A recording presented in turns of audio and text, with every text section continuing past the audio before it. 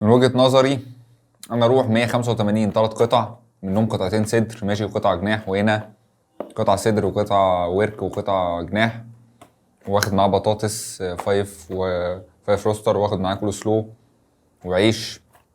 ف كده اعدي كام؟ اعدي 5 روستر هديله 11 من 11 العلامة الكاملة وشابوه بصراحة.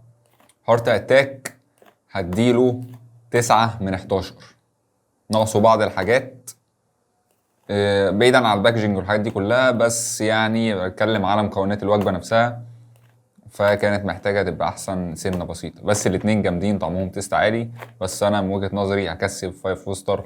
5 روستر وصل للنهائي.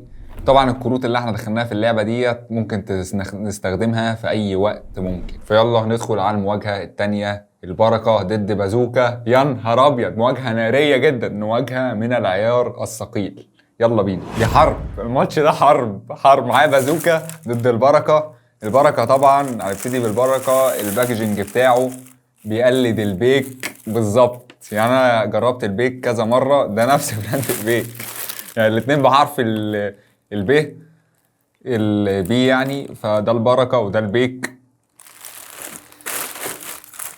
والبركة فعلا بركة. جبنا وجبة نص فرخة بروستد.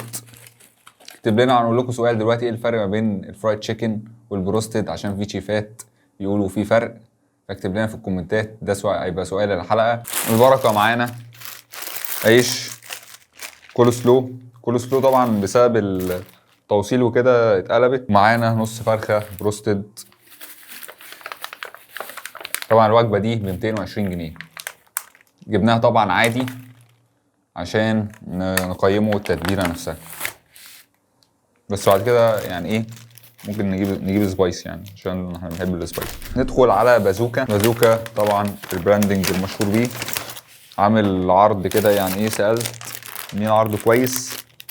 الوجبة دي ب 130 جنيه 3 قطع صدر وفخد ودبوسة، مفيش احلى من كده يعني. وعيش حلو وباين عليه فريش. معاه طبعا كول سلو، واحدة الكولا. البازوكا بقى بيعمل كولا، عامل براندنج عادي بصراحة. ومناديل بقى، الباكجينج بتاعه اللذيذ، مناديل بقى وكاتشب، وحتى عامل كاتشب بازوكا، يعني مهتم جدا بالحاجات دي. نبتدي بالبركة.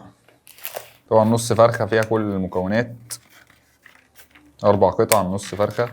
الصدر ده يا جماعة، ده صدر من بتاع زمان ده.